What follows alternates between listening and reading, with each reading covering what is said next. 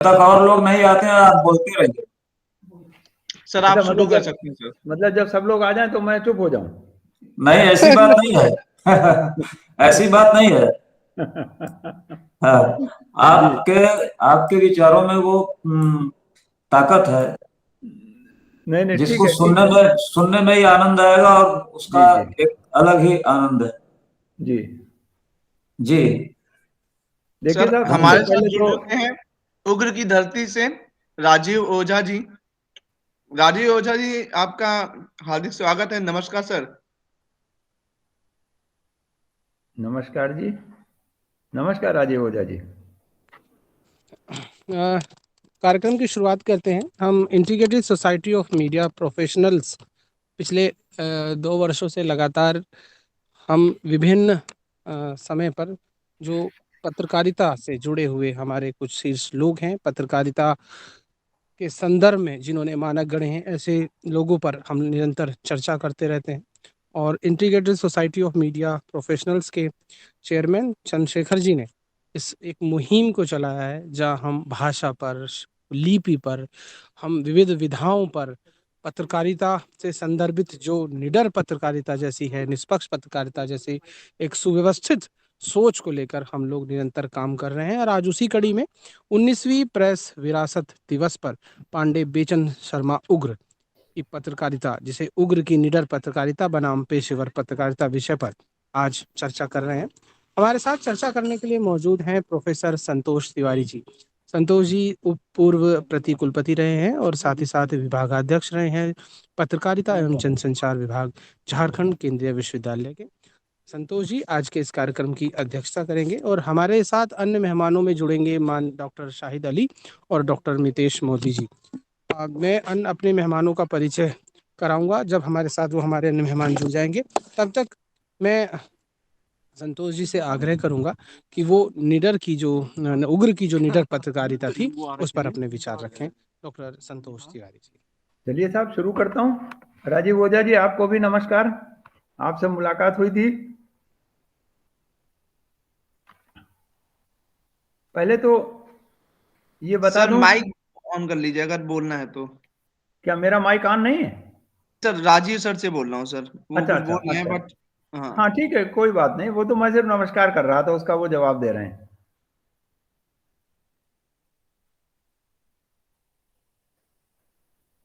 Hello. Rajeev sir, mike on कर लीजिए। Rajeev sir, mike mike पहले ऑन कर लीजिए, अनम्यूट कर लीजिए उसको। अब जा रही है आवाज? जी हाँ हाँ, जी, हाँ जी आवाज आ सर। रही है आपकी। राजीव जी तो नमस्कार। सबसे पहले तो उग्र की धरती चुनार से आप सभी को सादर प्रणाम। अरे साहब, आपको भी। जी। और परम श्रद्धेय संतोष तिवारी जी को भी सादर नमस्कार प्रणाम। जी, मुझे नमस्कार लग साहब, रहा है नमस्कार। कि लखनऊ वाले सेमिनार के बाद आपका दर्शन हो रहा है। जी हाँ, जी हाँ, जी हाँ। आप स्वस्थ हैं? बिल्कुल साहब, सब जी आशीर्वाद है जी। आप लोगों का। नहीं नहीं, तो आशीर्वाद आपका चाहिए। आप अरे नहीं नहीं, आपकी देखिए क्या है कि एक बार गौतम बुद्ध ने के किसी ने पैर छुए, तो गौतम बुद्ध ने जी। उनके पैर छू लिए। तो उन्होंने कहा कि नहीं नहीं, आप तो बहुत आगे हैं, आपने मेरे पैर क्यों छू लिए? उन्होंने कहा आप भी आगे हो जाएंगे। तो नहीं इसलिए नहीं, जो है आपका आशीर्वाद मैं आयु जन्य वजहों से नहीं कह रहा हूँ। आप चूंकि झारखंड में यूनिवर्सिटी के आप हेड ऑफ द डिपार्टमेंट रहे हैं, आप जी गुरु परंपरा से जुड़े हैं, तो गुरु जी। की सत्ता तो सबसे बड़ी सत्ता है ना। अच्छा साहब, इस बात को शुरू किया जाए ओझा जी ना। जी जी जी जी। एक तो रितेश जी ने एक मतलब गलत उनको इन्फॉर्मेशन थी। मैं कभी प्रति कुलपति नहीं रहा, मतलब प्रो वाइस चांसलर नहीं रहा। मैं झारखंड विश्वविद्यालय में जब वाइस चांसलर कभी नहीं होते थे, तो मैं उनकी जगह एक्टिंग वाइस चांसलर होता था। जी जी हाँ, मतलब मैं उनका जो है जिसे कहते हैं प्रति कुलपति नहीं था। इसी तरह मैं जब वहाँ था बड़ौदा यूनिवर्सिटी में, तो वहाँ भी कई बार ऐसा हुआ कि वाइस चांसलर नहीं थे, तो वो चार्ज हमको दे गए। तो मैं वहाँ पर भी जो है एक्टिंग वाइस चांसलर रहा। तो इस तरह से आप ये मान सकते हैं कि मैं पत्रकारिता के साथ साथ एक अच्छा एक्टर भी हूँ ना। एक्टिंग अच्छी कर लेता हूँ, तभी लोग चार्ज दे जाते थे। जहां तक पांडे बेचन शर्मा उग्र जी की बात है, मैंने कभी हमारे कोर्स में इन पर एक चैप्टर था। मेरी आवाज सुनाई पड़ रही है? जी सर, सर सुनाई हाँ पड़ जी रही सर, है। बिल्कुल बिल्कुल बिल्कुल। अच्छा, पांडे बेचन शर्मा जी के जो है मेरे कोर्स में कभी एक चैप्टर था, ये हाई स्कूल की बात थी कि इंटर की बात थी, ये मुझे नहीं याद है। तब मैंने इनका नाम पहली बार सुना था, और इतना बड़ा नाम था कि मैं नहीं समझता कि और लोगों के इतने बड़े नाम होते हैं। धीरे धीरे मेरे पिताजी ने बताया कि इनका बड़ा नाम क्यों पड़ा। तो और आज इंटीग्रेटेड सोसाइटी ने जो ये कार्यक्रम किया, इसके लिए मैं बहुत बहुत आभार व्यक्त करता हूं, क्योंकि ऐसे व्यक्ति को याद किया जाना बहुत जरूरी है। वो किसी दल के नहीं थे, वो किसी भी, न कांग्रेस पार्टी के थे न किसी पार्टी के थे, और अपनी बात को हमेशा निडरता से कहते थे, और बहुत ही गरीब परिवार में रहे और हमेशा गरीबी में ही रहे। लेखन से घर चलाना आज भी बहुत मुश्किल है, उस जमाने में तो और मुश्किल रहा होगा। जो आज भी स्वतंत्र लेखन कर रहे हैं और किसी पार्टी से जुड़े नहीं हैं, उनके लिए अपना घर चलाना लेखन से बहुत मुश्किल कार्य है आज भी, और उस जमाने में तो और भी मुश्किल रहा होगा। तो उग्र जी के बारे में, उग्र जी के विरोधी बहुत हैं साहित्य में, उग्र जी के विरोधी बहुत हैं। लोगों ने उनके बारे में तरह तरह की बात कही। उन्होंने कहा कि नहीं साहब, वेश्यावृत्ति के बारे में उनको नहीं लिखना चाहिए। अब हम ये कह सकते हैं कि नहीं लिखना चाहिए, ये कहना तो आसान है, लेकिन जिसने जो देखा है वही तो लिखेगा। उन्होंने गरीबी देखी, उन्होंने देखा कि उनकी माँ की पिटाई होती थी, उनकी माँ ने उनको बेच दिया और उसकी जगह गुड़ खरीद लिया। तो जो जो देखेगा, उनके भाई जो हैं वेश्यावृत्ति करते थे, तो जो जो देखेगा वो वही लिखेगा। आप लोग इस बात से एग्री करते हैं ना? हेलो रितेश जी, रितेश जी सुनाई पड़ रहा हाँ है? जी सर, बिल्कुल बिल्कुल बिल्कुल सर, बिल्कुल हाँ, सर। तो जब जैसे मुंशी प्रेमचंद ने कहीं एक जगह लिखा कि मैंने पहाड़ों के बारे में कभी नहीं लिखा, मैं हिमालय पर्वत के बारे में नहीं लिखा, मैंने शिमला के बारे में नहीं लिखा। उन्होंने कहा मैं कभी किसी पर्वत पे गया ही नहीं, मैं किसी पहाड़ पे गया ही नहीं, तो इसलिए मुझे पता नहीं। तो जिसने जो देखा होगा वो अपनी आप बीती ही लिखेगा। इसको चाहे कोई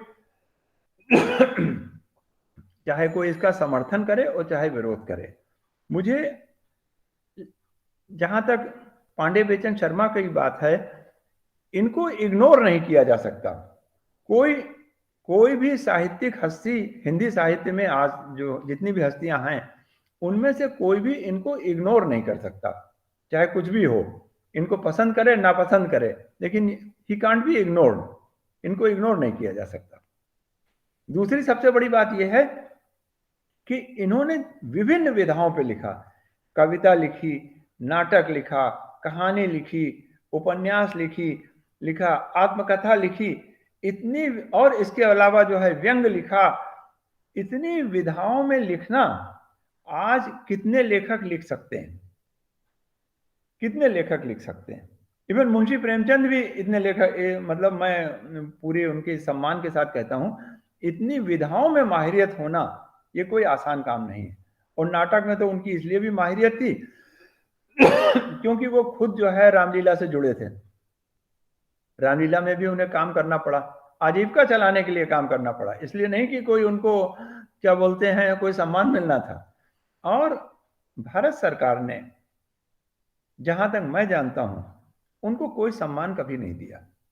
1967 में उनका निधन हुआ, उनको कोई सम्मान नहीं मिला जहां तक मैं जानता हूं। अगर कोई मिला हो तो मेरी जानकारी में ना हो तो बात दूसरी। उन पर कोई डाक टिकट भी जारी नहीं हुआ। ये भी जो है हमको अच्छा नहीं लगा, जबकि सभी लल्लू पंजू लोगों पे आजकल डाक टिकट जारी हो जाते हैं। तो पांडे बेचन शर्मा उग्र पर भी उम्मीद की जानी चाहिए कि कभी न कभी डाक टिकट जारी होगा।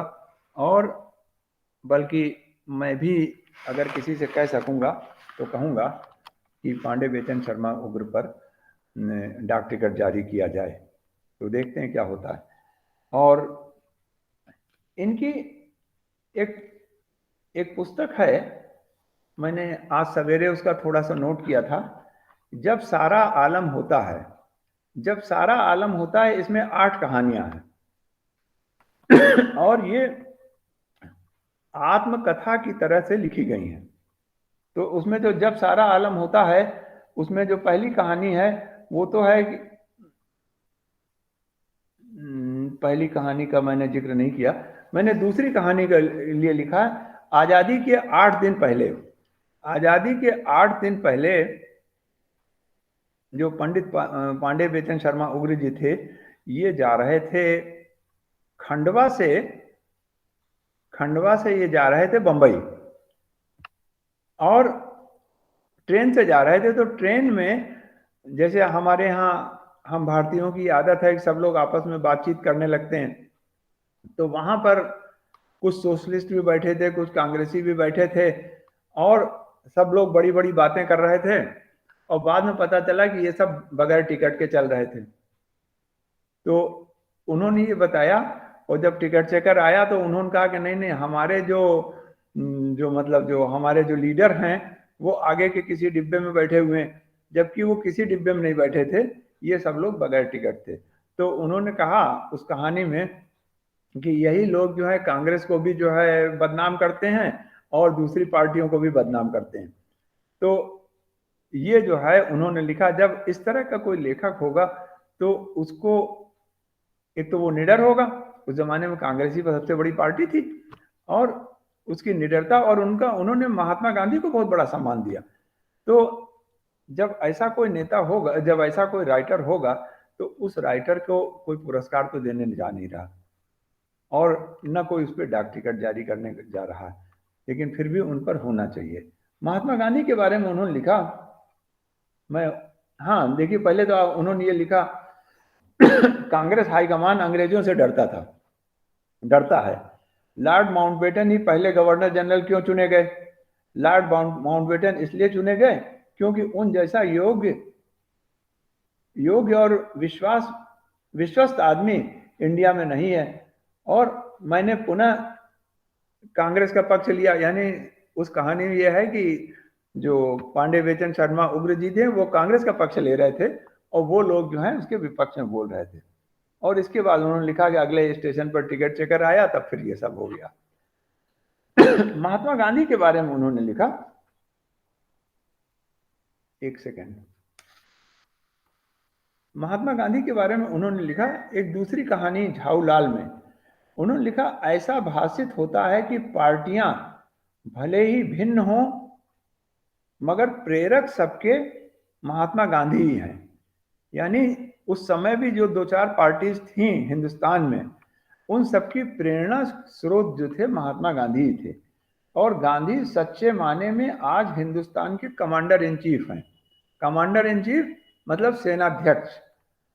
और कैसा अजीबोगरीब दुनिया को हैरत में डालने वाला कमांडर है ये।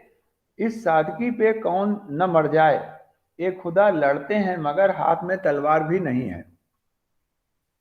तो उन्होंने गांधी जी की सादगी की बात करी, और गांधी जी को पूर्ण सम्मान देते हुए उन्होंने प्रणाम किया, और बाकी पार्टियों के जो कार्यकर्ता थे उनका भी उन्होंने हाल बताया।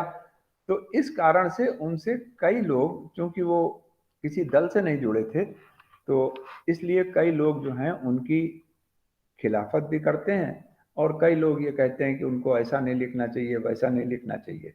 ये है। तो साहब, जब तक और लोग अगर नहीं जुड़ रहे हैं, तो जितने लोग अब जुड़ गए हैं इनको बोलने का मौका दिया जाए। हेलो।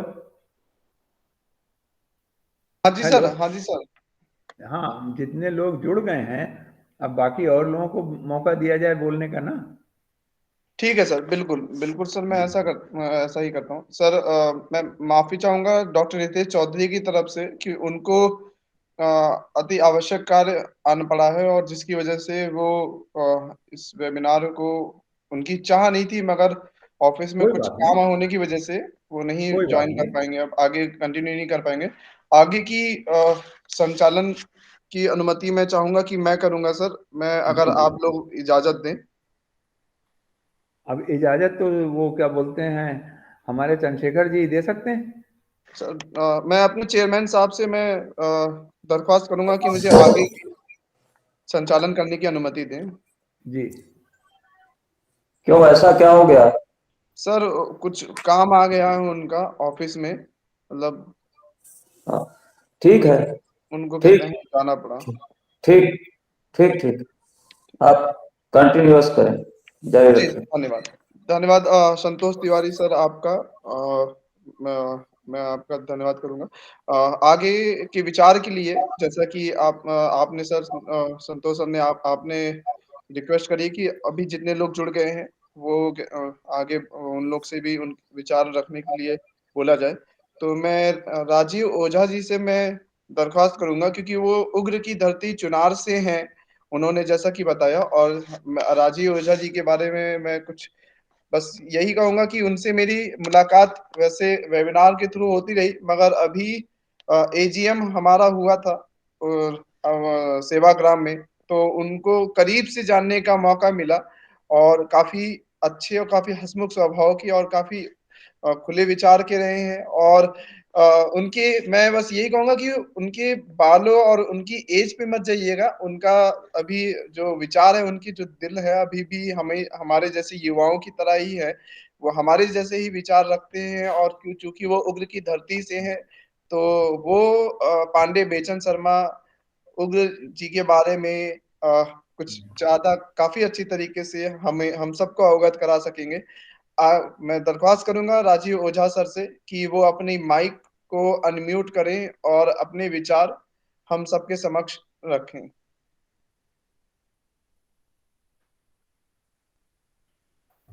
राजीव जी माइक को अनम्यूट कीजिए।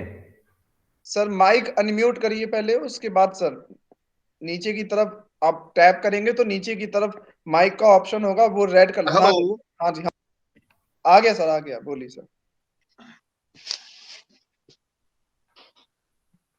कहाँ चला गया भैया? बोलिए सर, आवाज आ रही है, आ रही है सर, आवाज आ रही है। आवाज जा रही है? जी सर आगे बोलिए, बोलिए सर, आ रही है आवाज। आवाज आ रही है आपकी, जा नहीं रही है। श्रद्धेय संतोष तिवारी जी की बातों को ही आगे बढ़ाना चाहूंगा। आपने सार संक्षेप में उग्र जी के बारे में काफी कुछ बताया है। पांडे बेचन शर्मा उग्र कलम के वो सिपाही थे जिनकी लेखनी से ब्रिटिश हुकूमत थर्राती थी। बिल्कुल। सर और राजीव ओझा आप सर, जब मैं बीच में माफी चाहूंगा, बीच में आपको डिस्टर्ब करने के लिए। सर जी आपका जो कैमरे का जो कैमरा है, वो कुछ इस तरीके से है कि आपके पीछे जो लाइट है वो जल रही है और उसकी वजह से आपका चेहरा पूरा ढंग से नहीं आ पा रहा है। तो मैं चाहूंगा कि या फिर आप लाइट के उस तरीके लाइट के साइड में बैठे, कि जिससे कि आपका चेहरा साफ हो और हम आप सबको आपको देख सके।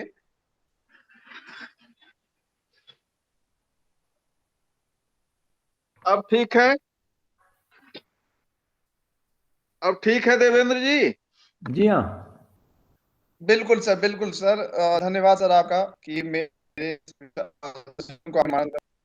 जी सर, बिल्कुल है सर, सही है, अच्छा, बिल्कुल है सर।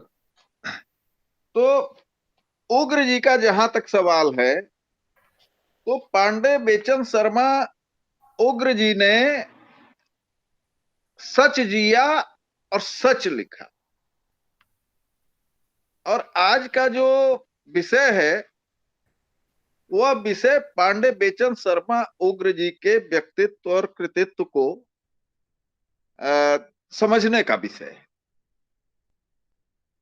जहां तक निडर पत्रकारिता का सवाल है, तो उग्र में ही वह तेवर था कि उन्होंने लिखते समय खुद को भी नहीं बख्शा है। अभी जैसे श्रद्धेय तिवारी जी रामलीला की चर्चा कर रहे थे, तो उग्र जी की जो अपनी खबर है उसमें उन्होंने 2 रामलीला मंडलियों में काम किया। उनमें से एक के जो महंत हुआ करते थे, उनके बारे में उन्होंने लिखा और लिखते हुए यह भी लिखा कि वह बटुक विलासी थे, फिर आगे जाकर के उन्होंने लिखा कि मेरे भाई की दबंगई की वजह से महंत हमसे कुछ गड़बड़ तो नहीं कर पाते थे, लेकिन मैं बचा रह गया यह दावे के साथ नहीं। एक बात अभी तिवारी जी ने कही कि उग्र जी का विरोध भी बहुत हुआ, तो उग्र जी का विरोध ही नहीं हुआ, उग्र जी को इग्नोर भी किया गया। जैसे उग्र जी ने चॉकलेट लिखी, उस दौर में समलैंगिक संबंधों पर लिखना यह सामान्य बात नहीं थी, और उग्र जी के खिलाफ घासलेट आंदोलन शुरू, घासलेट आंदोलन शुरू हुआ, और वह बनारसी दास चतुर्वेदी जी उसको लीड कर रहे थे। बात बापू तक गई। उग्र जी ने पत्रकारिता के बारे में जो एक तरीका से आप कहें कि गाइडलाइन के रूप में यदि उसे ग्रहण किया जाए, तो उन्होंने उस समय लिखा था कि हिंदी अखबार नवीसी को एकदम आमूल चूल बदल देने की जरूरत है। हर किसी को न तो अखबार निकालने की इजाजत दी जानी चाहिए, और न ही हर किसी को संपादक बनने की इजाजत दी जानी चाहिए। आज का जो दौर है, जो पेशेवर पत्रकारिता है, मैं आपको बताऊं, मैंने उग्र जी को बहुत पढ़ा है, और अभी भी मैं लगातार उग्र साहित्य की तलाश भी करवा रहा हूं। अभी मैं महात्मा गांधी अंतर्राष्ट्रीय हिंदी विश्वविद्यालय के माननीय कुलपति जी से, वहां के पत्रकारिता के विभागाध्यक्ष जी से मिला, और वहां भी मैंने उन लोगों से भी निवेदन किया है कि उग्र जी के साहित्य का आप लोग संकलन तैयार कराइए, उसे यूनिवर्सिटी के वेबसाइट पे अपलोड कराइए, और प्रिंट फॉर्मेट में भी उग्र संचयन करके, उग्र समग्र संचयन करके प्रकाशन कीजिए। और मुझे खुशी है कि माननीय कुलपति डॉक्टर रजनीश शुक्ला जी ने और पत्रकारिता के विभागाध्यक्ष डॉक्टर कृपा शंकर चौबे जी ने, दोनों लोगों ने बहुत गंभीरता के साथ हमारी बात को सुना और कहा कि आप एक ऑफर लेटर भेज दीजिए, और वह प्रक्रिया प्रगति पर है। उग्र जी को उनका देह सम्मान नहीं मिला, इसमें कहीं कोई दो राय नहीं है। यह बात मुझे भी बहुत कचोटती थी, और मुझसे जो भी संभव हो सका वह मैंने किया। उग्र के दो छोटे छोटे सभागार, हालांकि वह बनने बड़े थे, लेकिन वह भ्रष्टाचार की भेंट चढ़ गए। तो अभी श्रद्धेय तिवारी जी, सुबह मैंने चंद्रशेखर भाई से शेयर की है बात, चुनार में एक उत्सव भवन है, नगर पालिका परिषद ने बनवाया है, बहुत बड़ा उत्सव भवन है। तो उसमें एक 100 बाई 35 का सभागार है। हमारे मंडलायुक्त माननीय योगेश्वर राम मिश्र जी साहित्यिक अभिरुचि के हैं, उनसे भी मैंने निवेदन किया, और नगर पालिका परिषद ने विधिवत मेरे सुझाव पर प्रस्ताव भेजा, और अब वह भवन 24 दिसंबर को उनकी जयंती हम लोग मनाने जा रहे हैं। 24 दिसंबर से वह भवन पांडे बेचन शर्मा उग्र भवन होगा, और उसका जो सभागार है वह पांडे बेचन शर्मा उग्र सभागार के नाम से जाना जाएगा। एक तो यह है।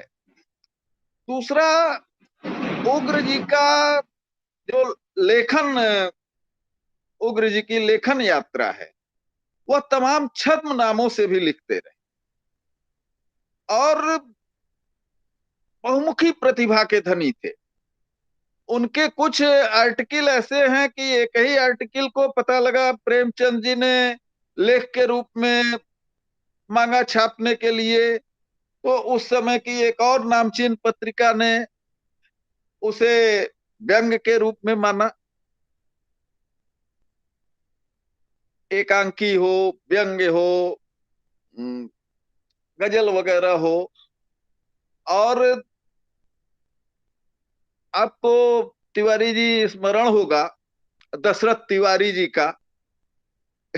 उन्होंने उग्र जी से कहा कि भाई हमारी दशहरा अंक का आप संपादन कर दीजिए, और उग्र ने ब्रिटिश हुकूमत के खिलाफ इतनी आग भर दी कि वह खुद भी जेल गए और माननीय दशरथ तिवारी जी भी जेल गए। मैं एक अपना पाक्षिक समाचार पत्र मैंने शुरू किया था, और उसकी टैग लाइन मैंने सच के लिए सच के साथ पांडे बेचन शर्मा उग्र जी से ही प्रेरित होकर के रखी थी। उग्र जी का अपना जो यहाँ एक छोटा सा भूखंड था, आचार्य हजारी प्रसाद द्विवेदी जी ने वहां आकर के एक शिलालेख लगाया, और उनकी परिकल्पना थी कि यहाँ एक सभागार हो, एक संग्रहालय हो। तो वह सारी बातें उनके जो बाकी लोग थे, उनका अपना तो कोई नहीं था क्योंकि वह तनहा थे, लेकिन जो भी कुल खानदान कह लीजिए, उन लोगों ने वह पत्थर उसी कुएं में झोंक दिया। एक तो यह हो गया। दूसरा, जो उनके साहित्यिक अवदान का मूल्यांकन करके उनको जो सम्मान मिलना चाहिए था, तो उग्र को पढ़ने के बाद मुझे लगता है कि मुंशी प्रेमचंद से ज्यादा शोध कार्य पांडे बेचन शर्मा उग्र जी पर हुए। विदेशों में भी पांडे बेचन शर्मा उग्र जी के साहित्य पर शोध हुए हैं। तो उनका जो साहित्यिक अवदान है, पत्रकारिता के क्षेत्र में उनका जो योगदान है, उसका सही दिशा में मूल्यांकन यदि किया जाए तो पद्मश्री सम्मान भी उग्र जी के सम्मान के लिए छोटा है। उनकी जो प्रतिभा थी, वह जिस तरीके का लिखते थे, मैं कुछ उनकी संपादकीय से मैं बताऊं, यह उग्र ही थे जो यह लिखने का साहस कर सकते थे कि धर्म धर्म, आचार आचार, हिंदू हिंदू, मुसलमान मुसलमान कौन चलाता है। आगे वह कहते हैं केवल दरिद्र और केवल मूर्ख। ये कहां कहा उन्होंने? खुदा राम और चंद हसीनों के खतूत, एक उनकी किताब, वहां उन्होंने कहा। एक संपादकीय में वो लिखते हैं कि विज्ञापन दाताओं के आगे साष्टांग करता हुआ पत्रकार कितना निडर, कितना निष्पक्ष एवं आत्मबल वाला होगा, सहज ही सोचा जा सकता है। संपादक को निडर होना चाहिए, पर सत्य यह है कि सारी दुनिया को डराने वाले पत्रकार स्वयं कांपते हैं पुरवैया हवा में पीपल के पत्ते की तरह, इस डर से कि कहीं नौकरी छूट न जाए। ये उन्होंने 11 जनवरी 1963 को अपने एक संपादकीय में।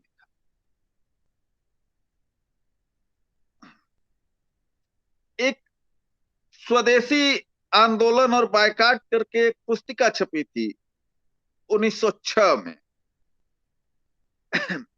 उसमें भी उग्र जी के बारे में काफी कुछ कहा गया है। अब यदि हम आ जाएं पत्रकारिता के मौजूदा दौर में, उग्र की पत्रकारिता तो मिशन की पत्रकारिता थी, और कालखंड पर यदि आप नजर डालें तो मिशन से चली, प्रोफेशन पर आई, प्रोफेशन से फिर पेशे पर आई। लेकिन आज का जो दौर हम और आप देख रहे हैं, तो पेशा शब्द मुझे लगता है कि थोड़ा छोटा पड़ जाएगा। वह धंधा, और धंधा भी वह कोठे वाला धंधा, कोठों में तब्दील हो गए हैं मीडिया घराने। कुछ मैं बातें, चूंकि यहाँ मीडिया से भी जुड़े हुए लोग हैं, एक संस्था है ऑफिशियल बीइंग ह्यूमन, इसने अक्टूबर 2019 में आज तक जी न्यूज, न्यूज 18, इंडिया टीवी, इनकी प्राइम टाइम की 200 डिबेट्स का अध्ययन किया, और उन 200 डिबेट का जो रिजल्ट है वह है कि पाकिस्तान पर केंद्रित 79, मोदी भाजपा आरएसएस के महिमा मंडन और बिरदावली पर 36, विपक्ष के चरित्र हनन पर 66, राम मंदिर पर 14, बिहार में बाढ़ की विभीषिका पर 3, चंद्रयान पर 2, पीएमसी बैंक घोटाला 01, और गृह राज्य मंत्री चिन्मयानंद बलात्कार कांड पर 01। तो यह जिस न्यू इंडिया में हम लोग 2013 के बाद जिस न्यू इंडिया में यह देश प्रवेश किया, और स्वाभाविक है देश में ही मीडिया है, तो मीडिया भी गई। जो पेशेवर पत्रकारिता की बात चंद्रशेखर जी ने रखी है,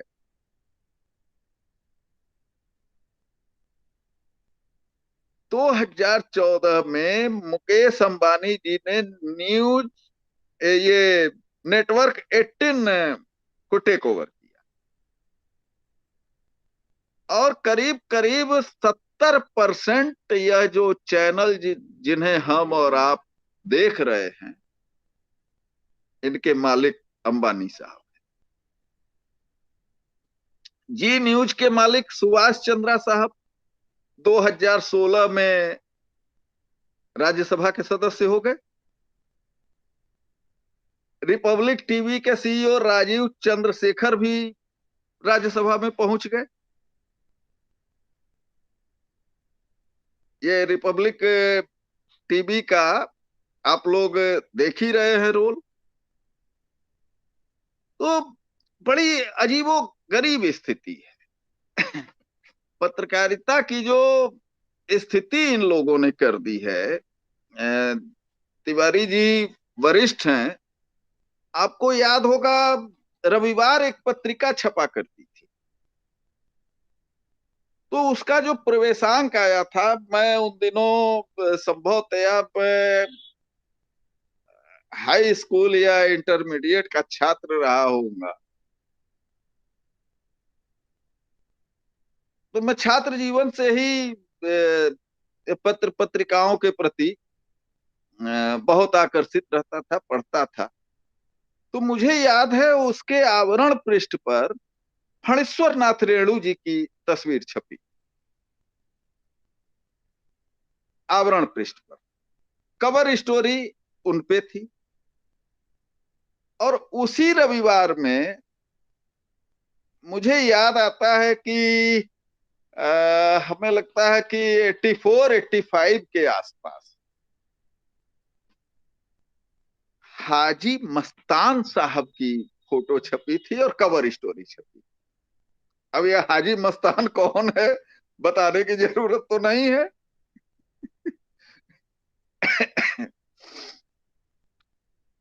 तो जो स्थिति है आज की, जो पेशेवर पत्रकारिता है, इसको जो मैंने कोठे से जोड़ा, तो कोठे वालियां भी इनसे ज्यादा ठीक।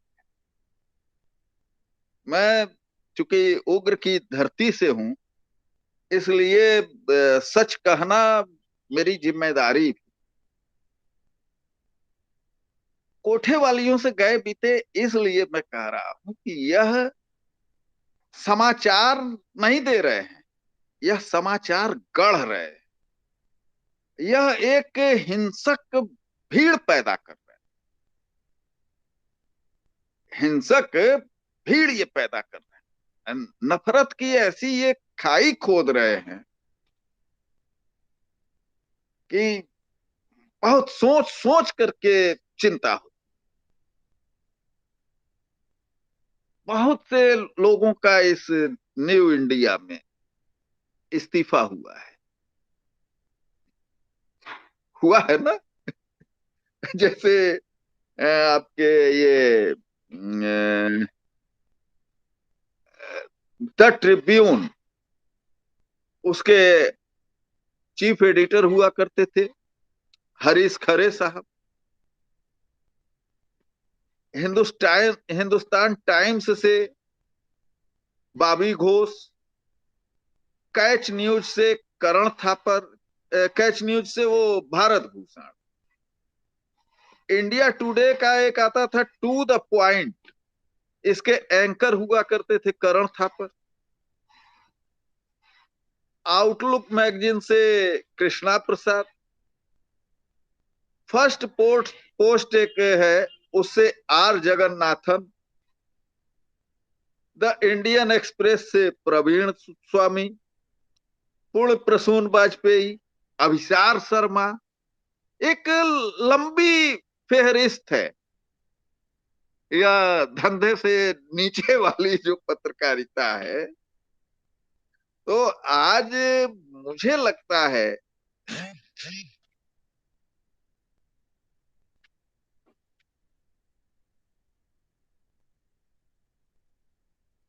हेलो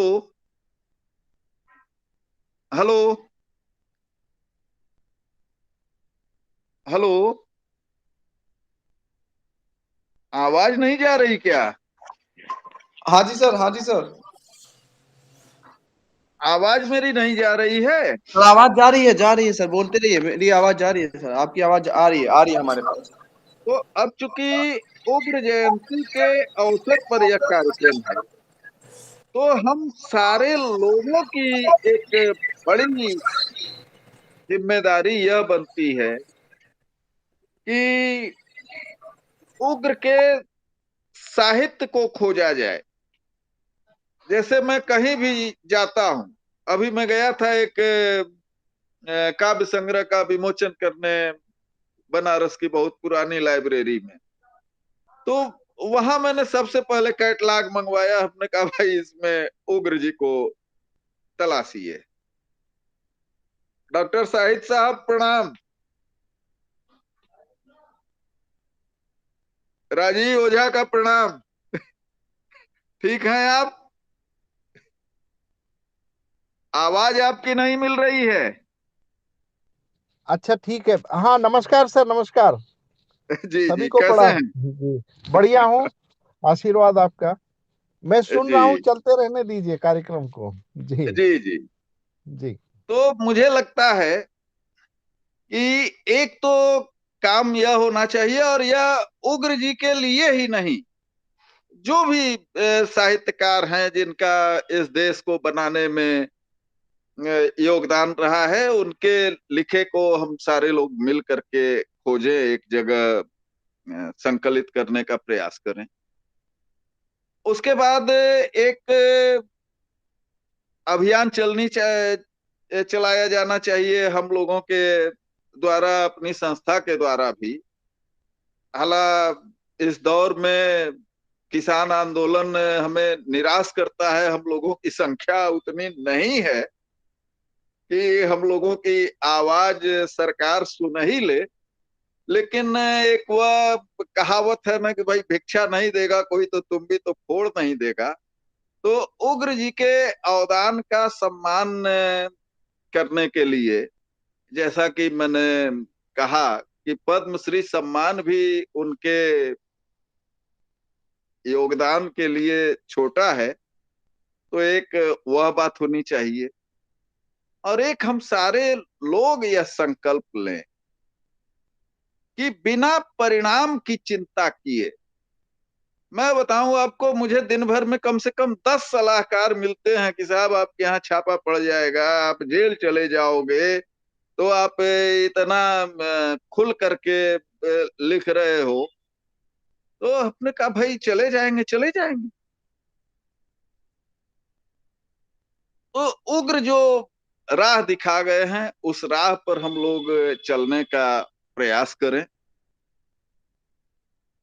मुझे लगता है कि अब डॉक्टर वाहिद साहब चूंकि पत्रकारिता विश्वविद्यालय से हैं, तो मैं अपनी बात को यहीं विराम दूं और उग्र की धरती से आप सभी लोगों को एक बार पुनः अपना प्रणाम निवेदित करूं और देवेंद्र भाई को मैं कमान सौंपता हूं। और मुझे लगता है कि डॉक्टर शाहिद जी को सुनना चाहिए अब हम लोग। जी जी, बिल्कुल बिल्कुल राजीव ओझा जी, आपका बहुत बहुत धन्यवाद। और आपने हम सबको बांडे बेचन शर्मा उग्र जी के बारे में जो जानकारी दी, वो कहीं पे भी आपने जिस तरीके से हमें बताया है वो कहीं मिलेगा नहीं, और ऐसे कहीं पे भी नहीं पता चलेगा। आपके इन अनमोल विचारों के लिए मैं आपका एक धन्यवाद मैं करता हूँ। बताऊं देवेंद्र, एक बार उनसे मिलने के लिए मुख्यमंत्री ने भेजा आदमी, उनके घर के पास ही एक कॉलेज में आए हुए थे जी और उग्र जी बैठ करके दातन कर रहे थे। जी गया जाके कहा कि चलिए चलिए मुख्यमंत्री जी ने बुलाया है। उग्र जी का जवाब था कि मैं क्यों चलूं, जी मिलना जिसे है हाँ जी वो आए। और फिर जी मुख्यमंत्री जी गए वहां बिना अपना लाव लश्कर लिए। जी जी। तो ये होता है सर, ये है एक कलम की ताकत कि मतलब जो एक कलम का सिपाही जिस नहीं, तरीके से कलम की लिखता है। ताकत को लोग पहचानने को तैयार नहीं है ना। कलम तो आज गिरवी रख दी गई है। मैंने एक बहुत प्रतिष्ठित अखबार को नमस्कार किया क्योंकि वो जंजीर बांध करके मुझसे लिखवाना चाहते थे। जी जी। कई और जगह से हम मुझे ऑफर आता है, मैं कहता हूँ भाई आप लिखने पढ़ने की आजादी दो, तनख्वाह मुझे नहीं चाहिए, जी बस लिख। जी जी हमारे हम श्रद्धेय जी तिवारी जी कुछ कहना चाह रहे हैं। जी सर। श्रद्धेय सर तिवारी जी संतोष कुछ सर, कहना आप चाह रहे अपना हैं। माइक अनम्यूट करके जो बोलना हो बोलिए सर। जी बताएं।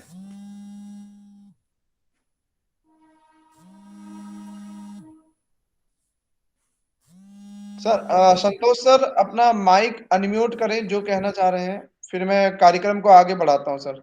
माइक सर अनम्यूट करिए पहले अपना।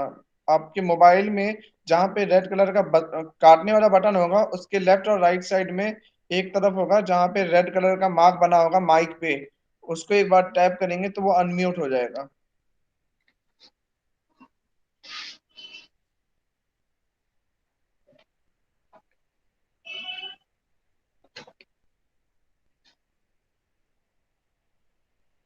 मिला सर?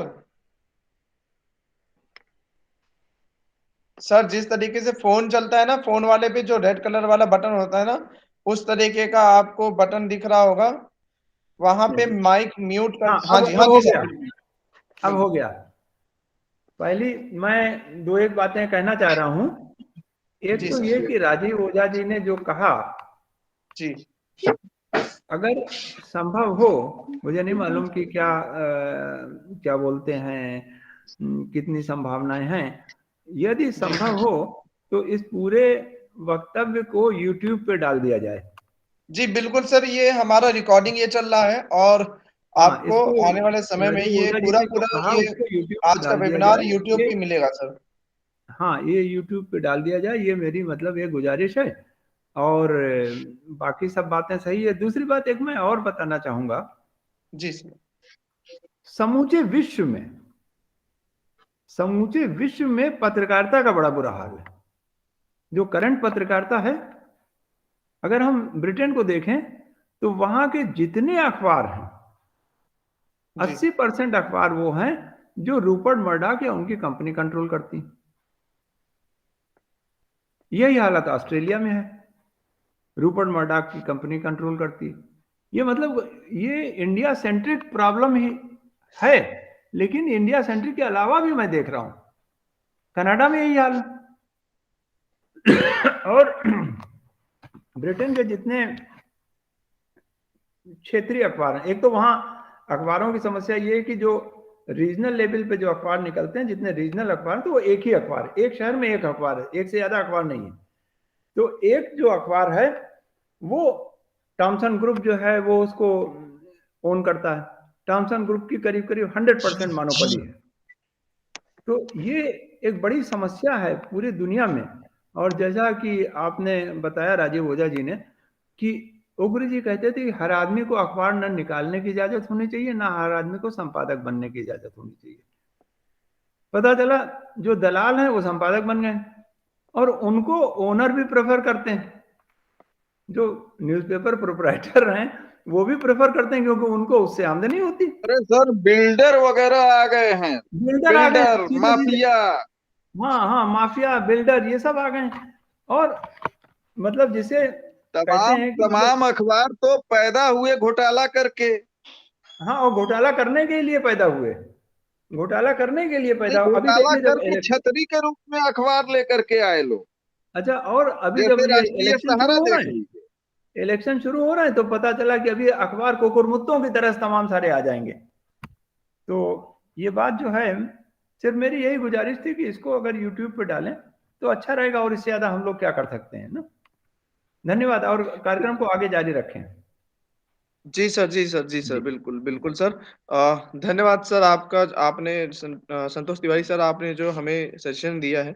बिल्कुल सर, ये रिकॉर्डिंग इसकी चल रही है, और ये अभी इससे पहले जो वेबिनार हुआ था, जी, उसका भी रिकॉर्डिंग हुआ है, और उसको भी हम यूट्यूब पे डालेंगे, और ठीक है। ये भी यूट्यूब पे जाएगा हमारा।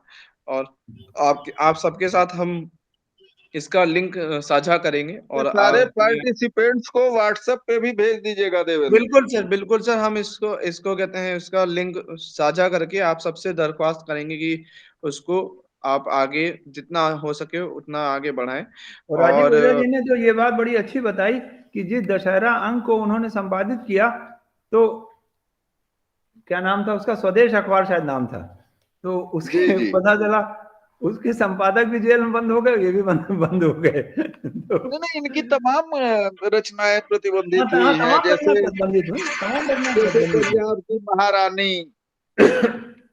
मैं तो उस हर व्यक्ति को सैल्यूट करता हूं जिसकी रचनाएं प्रतिबंधित हो जाएं, चाहे वो लेफ्ट का हो चाहे राइट का हो, जिसकी रचनाएं जी। यानी मतलब उससे कोई डरता है ना। मैं उस हर व्यक्ति को जो है सैल्यूट करता हूं। जी हाँ, अपना कार्यक्रम आगे जारी रखें। जी सर, बिल्कुल। राजीव ओझा जी सर, आपका भी धन्यवाद, और संतोष तिवारी सर, आपने जो सजेशन दिया उस पे भी बिल्कुल हम काम करेंगे सर। हमारे साथ अब कार्यक्रम को आगे बढ़ाते हैं, और हमारे साथ जुड़ चुके हैं डॉक्टर शाहिद अली जी, जो कि कुशाभाऊ ठाकरे पत्रकारिता जनसंचार विश्वविद्यालय रायपुर के विभागाध्यक्ष हैं, और आज के हमारे मुख्य अतिथि हैं। अ, मैं आज के इसी कार्यक्रम वीडियो में साहित्य आपका। सर की आप है क्या? जी सर। साहित्य सर की वीडियो आप है?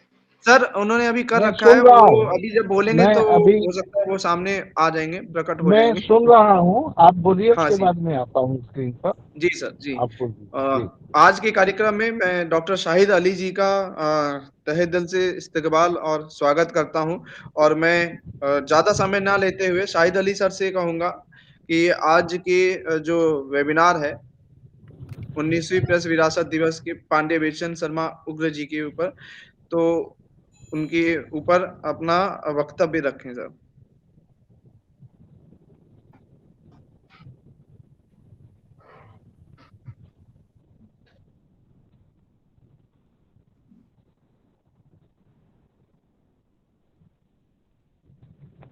शाहिद अली सर, जी हाँ, मेरा स्क्रीन बोले सर आप। एक मिनट। मैं हाँ, मैं जी आपको मैंने आमंत्रित करा जी सर, जी, आप बोले सर आप। सबको बहुत बहुत अभिवादन और नमस्कार। बड़ी खुशी की बात है कि आज ऐसे प्रमुख लोगों के बीच में, हस्तियों के बीच में आपने मुझे आमंत्रित कर लिया है।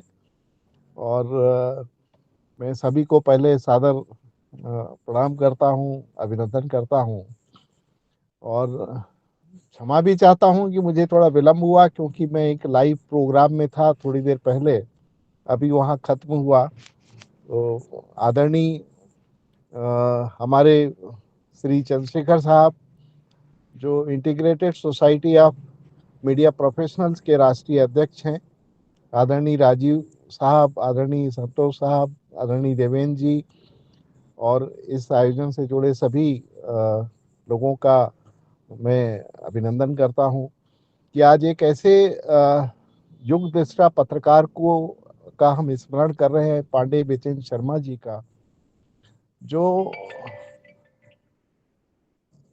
आज भी ऐसे पत्रकारों का पत्रकारों के प्रेरणा स्रोत बने हुए हैं, जिनकी लेखनी निडर है, निर्भीक है। मैं एक शेर से आगाज करना चाहूंगा उनके स्मरण में। तूफानों में जो पल रहे हैं, तूफानों में जो पल रहे हैं, दुनिया वही बदल रहे हैं। जो हम चर्चा करते हैं, बार बार ये सोचते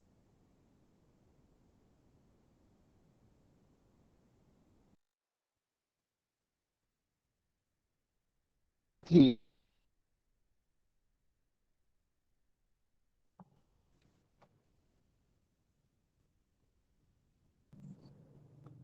जी, मेरी आवाज आ हाँ रही जी है? सर, आपकी आवाज आ रही है, बिल्कुल सर, आप बोलें सर, आवाज आ रही है। मेरी हाँ, हाँ जी जी, मैंने कहा वो हम चर्चा करते हैं ऐसी महान विभूतियों की, तो निश्चित रूप से वो समय, वो काल, वो परिस्थितियां बिल्कुल विषम थी, अलग थी।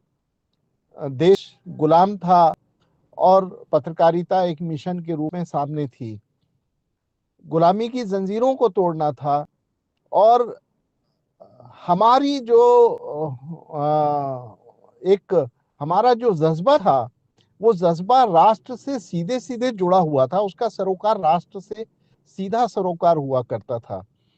लेकिन आजादी के बाद में पत्रकारिता का जो बदलाव हम देख रहे हैं, क्योंकि जब हम स्वतंत्र हो गए, हम आजाद हो गए, तो हमारा सरोकार राष्ट्र से ना होकर हमारे स्वहितों से अधिक हो गया, हमारी महत्वाकांक्षाओं से अधिक जुड़ गया। वो हमारे स्वहितों से ज्यादा करीब हो गया।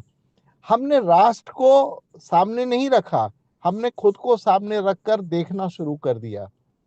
ये बात चल रही थी कि देश की आजादी के बाद पत्रकारिता किस मोड़ पर आएगी, उसका क्या स्वरूप होना चाहिए, कैसा होना चाहिए। तो इसको लेकर जो पत्रकारिता का मिशन आगे बढ़ना चाहिए था, वो आगे नहीं बढ़ पाया। विकास पत्रकारिता की बात हुई, कृषि पत्रकारिता की बात हुई, ग्रामीण पत्रकारिता की बात हुई और तमाम तरह की चीजें।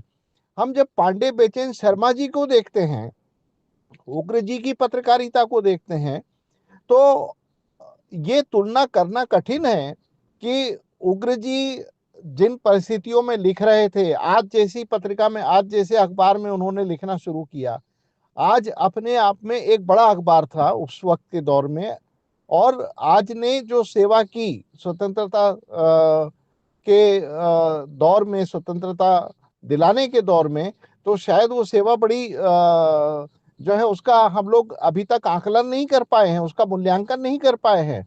तो पांडे बेचन शर्मा जी, उग्र जी ऐसी लेखनी से निकले हुए व्यक्ति थे। उनके लेखनी में जो ताकत थी, जो हिम्मत थी, वो किसी भी रूप में दबने वाली चीजों से नहीं थी, वो दब नहीं सकते थे। उनका जैसा कि स्वभाव था उग्र, जो उनका जो लिखते थे उग्र, उग्र का मतलब ही होता है कि हम कहीं पर भी शांत नहीं हैं, हम हर उस अव्यवस्था के विरोध में हैं जो समाज के लिए उचित नहीं है, ठीक नहीं है। यदि समाज हितैषी कोई बात हो तो हम उस बात को जो है उसको सैल्यूट करेंगे, उसको प्रणाम करेंगे। राजा राम मोहन राय जी ने जब अखबार निकाले, उस समय भी वही परिस्थितियां थी, राजा राम मोहन राय जी ने भी अखबार निकाले, पत्रिकाएं निकाली, संवाद कौमुदी उन्होंने रखी, बाल विवाह जो प्रथा थी उसको खत्म किया उन्होंने, विधवा विवाह को खत्म किया। उन्हीं के पत्र पत्रिकाओं ने जो है ब्रिटिश हुकूमत को कानून बनाने पर मजबूर किया। लेकिन अभी मैं सुन रहा था आदरणीय राजीव जी को, संतोष जी को, और उनकी चिंता वाजिब है कि आज की पत्रकारिता, क्या हम उग्र जी की पत्रकारिता से उसकी तुलना कर सकते हैं? कैसे कर सकते हैं? आज की पत्रकारिता पूंजीवादी पत्रकारिता है। अभी आपने कहा कि इलेक्शन करीब आ रहा है, फिर अखबारों का स्वरूप देखिए। मैं तो ये कहता हूं कि ये अखबार नहीं है, ये व्यापारी हैं, व्यापार है ये लोग। इन्हें हम भूल करते हैं अखबार कहने की। ये हमारी भूल है कि हम इन्हें पत्रकार कहते हैं। सोशल मीडिया में आप देखिए, सोशल मीडिया एक इतना ताकतवर इस समय कहना चाहिए नागरिक पत्रकारिता के तौर पर एक ताकतवर टूल के रूप में उभरा है। जी आप कुछ कह रहे हैं? राजीव जी कुछ कहना चाह रहे हैं शायद। मेरी बात आवाज आ रही है आप तक? हाँ जी सर, साहिब जी आप अनवरत बने रहे, ठीक है, चर्चा मुझे बाद में लगा भी हो जाएगी। जी ठीक है, मुझे लगा आप कुछ कह रहे हैं तो मैंने उसको, तो जिस दौर की हम बातें कर रहे हैं वो दौर एक बीत चुका दौर है। आज हमें आज की परिस्थितियां जो चुनौतियां हैं उसको लेते हुए सोचने की जरूरत है।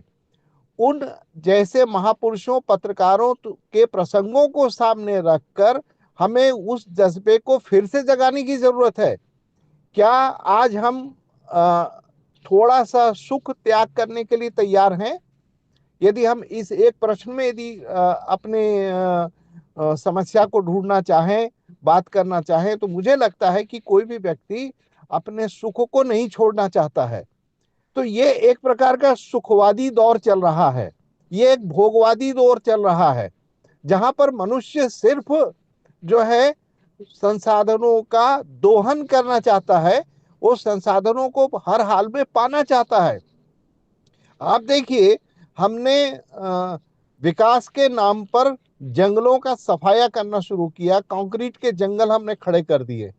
विकास के नाम पर क्या हमारा क्या उद्देश्य, विकास कैसा होना चाहिए, उसकी परिभाषा कैसी होनी चाहिए, हम उसको कैसे परिभाषित करें, ये बात हमें पता नहीं है किसी भी तरह से। और ना ही हमें इस कार्य के लिए कोई ऐसी जो रोल मॉडल के रूप में हमें ऐसे कोई पत्रकार मिल रहे हैं। हम समझते हैं, मैं प्रभात जोशी जी का जिक्र करना चाहूंगा कि जब वो कागज कार्य लिखते थे अपने अखबार में, तो वो कागज कार्य पढ़कर जो हौसला बढ़ जाता था। और एक बार वो अपने प्रसंगों में ऐसे पत्रकारों का भी उल्लेख किया करते थे। छत्तीसगढ़ में एक श्यामलाल चतुर्वेदी जी बहुत वरिष्ठ पत्रकार रहे हैं। उन्होंने उनके एक प्रसंग को उठाया कि जब श्यामलाल चतुर्वेदी जी क्लास 5th में पढ़ रहे थे तो वो पास हो गए एक पेपर में। तो उनको बड़ा आश्चर्य हुआ कि मैं पास कैसे हो गया। वे अपने टीचर के पास गए, हेडमास्टर के पास गए, इस पेपर में तो मैंने कुछ लिखा ही नहीं है, मुझे नंबर कैसे मिल गए, मैं पास कैसे हो गया।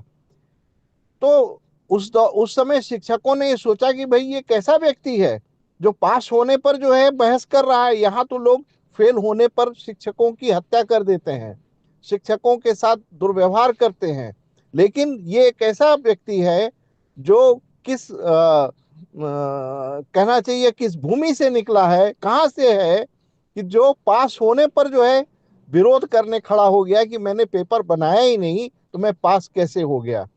तो प्रभात जोशी जी ऐसे प्रसंगों को सामने लाते थे, ढूंढ ढूंढ कर प्रसंग लाते थे। आज पूरी पत्रकारिता 2 भागों में बटी हुई है। सब जानते हैं कि पहला भाग क्या है और दूसरा भाग क्या है। दूसरे भाग पर भी शक होता है कि वो सही है या नहीं है। तो हमें दरअसल स्व आकलन करने की जरूरत है। हम कब तक दूसरों को दोष देते रहेंगे या हम उसकी आलोचना करते रहेंगे? हमें आलोचना से ज्यादा जरूरत है स्व मूल्यांकन की। क्या हम खुद स्वयं से कोई उदाहरण खड़ा कर सकते हैं? क्या हम कोई बात जो है आज के जो पीढ़ी है, पत्रकारों की पीढ़ी है, उन्हें कुछ ट्रांसफर कर सकते हैं क्या? ये मान के चलिए आदरणीय राजीव जी, संतोष जी जैसे हमारे जो जीवट लोग हैं, यदि हम इसे ट्रांसफॉर्म नहीं कर पाए, आगे नहीं बढ़ा पाए, तो शायद ये अंतिम रेखा होगी पत्रकारिता की सीमा की समाप्ति की। इसके बाद हम उसे पत्रकारिता का इतिहास ही पढ़ा करेंगे, पत्रकारिता का भविष्य नहीं देख पाएंगे, वर्तमान नहीं देख पाएंगे। केवल वो बातें इतिहास में रह जाएगी कि पत्रकारिता ऐसी हुआ करती थी। तो ये विषय बड़ा महत्वपूर्ण है। आज पांडे बेचैन शर्मा जी को हम बहुत ही उन्हें हृदय से उनका स्मरण करते हैं, उन्हें अपनी श्रद्धांजलि अर्पित करते हैं कि ऐसी धरती से जहां से पांडे बेचैन शर्मा जी हैं, वहाँ इस तरह के आयोजन हो रहे हैं, उनको स्मरण किया जा रहा है। बेशक जो भी हमसे जुड़ रहे हैं, जो लोग जुड़े हैं, इस परंपरा को आगे बढ़ाएं, इस परंपरा के साथ जुड़ें, तो शायद हमारी आयोजनों की भी सार्थकता इसमें होगी। और बेहतर है, अभी बहुत से सुझाव आ रहे थे, तो मेरा भी एक सुझाव है कि पांडे बेचैन शर्मा उग्र जी पर कोई मासिक पत्र उनके नाम से निकाला जाए या त्रैमासिक पत्र निकाला जाए, जहां पर उनके स्मरण को लेकर पूरे लेखों का संग्रह हो, और उन लेखों का प्रसारण न केवल प्रिंट मीडिया के जरिए बल्कि सोशल मीडिया के जरिए भी, अभी आपने कहा यूट्यूब पर हो, हम तो कहते हैं कि सभी मीडिया के जरिए उसका प्रचार प्रसार होना बहुत जरूरी है। आज हमें मार्ग को आगे बढ़ाने की जरूरत है। मार्ग को अवरुद्ध करने वालों से डरने की जरूरत नहीं है कि वो कैसे मार्ग अवरुद्ध करेंगे। हमें तो ये सोचना है, मुझे अपनी मंजिल कैसे तय करनी है, मुझे अपनी मंजिल तक कैसे पहुंचना है। आपको सबको बहुत बहुत धन्यवाद देता हूं कि आपने मुझे समय दिया, वक्त दिया, और मैं जो शुरू में आपको अटेंड नहीं कर पाया, इसके लिए मैं बहुत ही क्षमा याचना करता हूं इसके लिए। और बहुत बहुत धन्यवाद आपको, सादर नमस्कार। एक डॉक्टर साहब आपसे भी निवेदन, जी डॉक्टर शाहिद सर, जी जी आपसे भी एक निवेदन, अपनी लाइब्रेरी में जरा जी दिखवाएं उग्र जी के साहित्य में क्या क्या उपलब्ध है। ठीक है, जी जी बिल्कुल बिल्कुल, और जरूर। अब चूंकि आप आईएसएमपी से भी जुड़े हैं, तो एक सजेशन जी मैंने माननीय चंद्रशेखर जी को दिया था जी कि जो सम्मान का कार्यक्रम है, जी जो हम लोग पत्रकारिता के क्षेत्र में देते हैं, तो जी एक सम्मान पांडे बेचन शर्मा उग्र जी के नाम पर भी संस्था को शुरू करना चाहिए। बहुत बढ़िया, स्वागत है सर, बहुत बढ़िया। जी और जी इस पर भी विचार कीजिएगा। जी जी जरूर जरूर सर। मैं बीच में अपनी बात को रखना चाहता हूं। आदरणीय राजीव जी ने हमें सुझाव दिया था बहुत पहले, और आईएसएमपी ने अभी एक नवीन जो हमारा पदाधिकारी मार्गदर्शिका है, उसको भी मैंने संप्रेषित किया है। उसमें देखें कि हमने सम्मानों में श्रद्धेय पांडे बेचन शर्मा उग्र को भी सम्मिलित किया है। धन्यवाद। जी जी धन्यवाद सर। सर चंद्रशेखर सर, हमारे साथ अभी डॉक्टर मितेश मोदी जी नहीं है। अब हमें ऐसा प्रतीत होता है कि वो नहीं जुड़ पाएंगे, तो आप कार्यक्रम के को समापन की ओर ले जाएं। ठीक है सर, ठीक है ठीक है ठीक है ठीक है। अ, अ, धन्यवाद सर। मैं सर धन्यवाद ज्ञापन के लिए मैं बुलाना चाहूंगा हमारे चेयरमैन सर आए।